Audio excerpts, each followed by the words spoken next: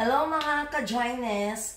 Galing tayong Baguio kaya ang dami kong mga gulay na lulutuin sa inyo ngayon. So mag-isa-isa tayo, ang dami kong pinamiling gulay eh. Siyempre, kaya ako binili yun kasi freshly picked. Ay, nako talagang mga freshness ang ating mga gulay. So sisimulan natin ng one ulam muna tayo, yung main dish natin. So I have here hipon. Okay, so lalagyan lang natin siya ng pepper. Ay, ano ba to? Pepper. Okay. And then, kayin.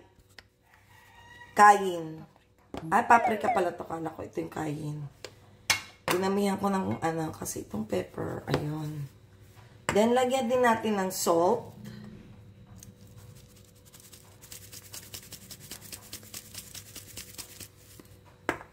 Medyo mahirap lumabas ng salt natin. Ganunin na lang natin. Then, lagyan natin ng garlic powder. Walang Tsara. Okay. Lagyan natin ng garlic powder. Para sa hipon pa lang malasa na. Then, lagyan natin ng 1 teaspoon na, ay actually 2 teaspoon to kasi marami rin yung ating hipon. Then, we will just mix it. So, halu-haluin natin para lahat ng hipon ay magkaroon ng timpla o ng lasa. Ito na ating mga gulay. So, iba-blanch na natin sila sa water. So, ayan na, may kumukulong tubig na. Oh, pinakuluan na. Sandali lang natin yan. Para hindi mawala yung freshness ng ating gulay, i-blanch lang natin sila. So, ano ba yung mga gulay na nilagay ko dyan? Meron tayong green peas, meron tayong cauliflower, may broccoli, may red bell pepper, and carrots.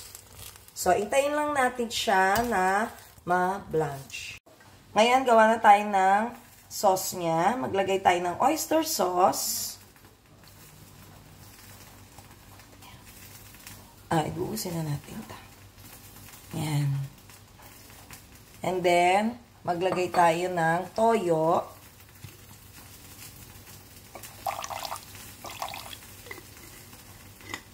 Then, maglagay tayo ng asukal. 3 siguro, okay na. And then, paminta.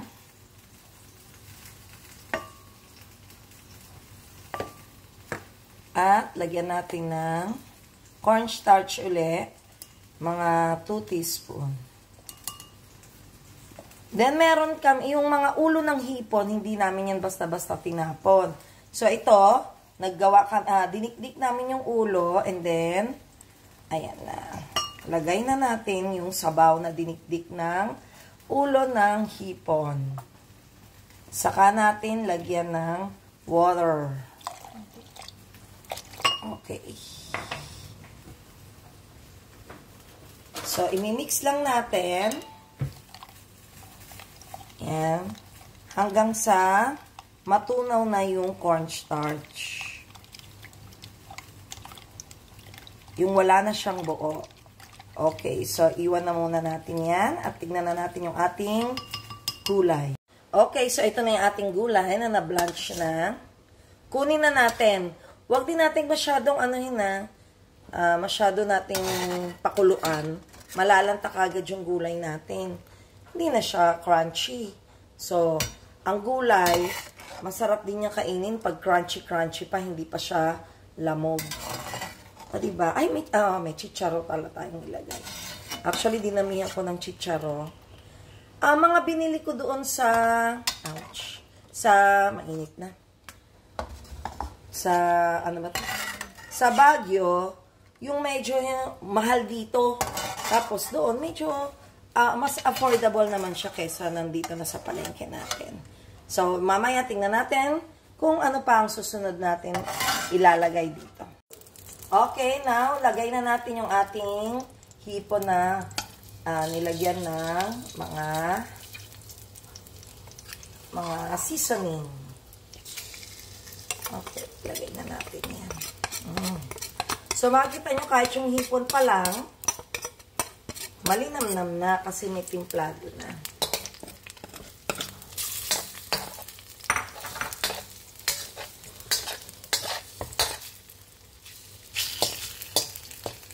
So, wag din natin i-overcook ang ating shrimp.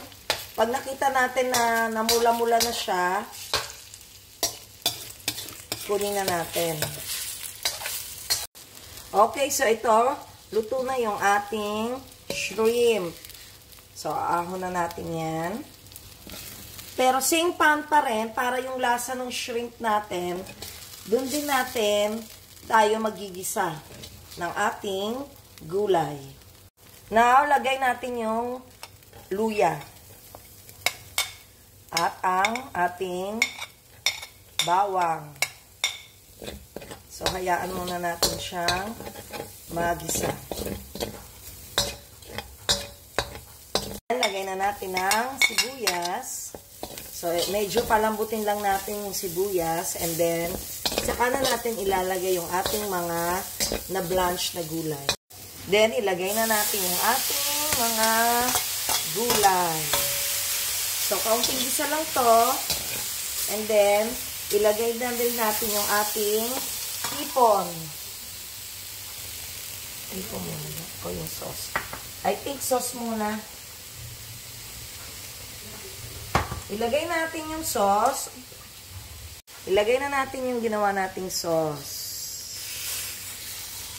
Yun. Okay, then, halo natin sa gulay.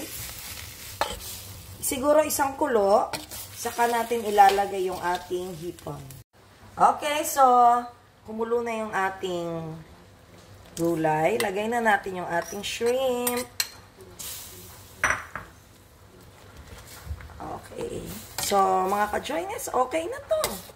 Ready to eat na and ready to rumble. So, paano mga ka-joiners? May 1 meal na tayo sa mga pinamiling gulay sa Baguio. So, here is our finished product of shrimp stir-fried veggies with oyster sauce a la Joyness. So, paano mga ka-Joyness? Kainan na! Iri-iri na tayo. Always remember, happiness is joy. Bye-bye!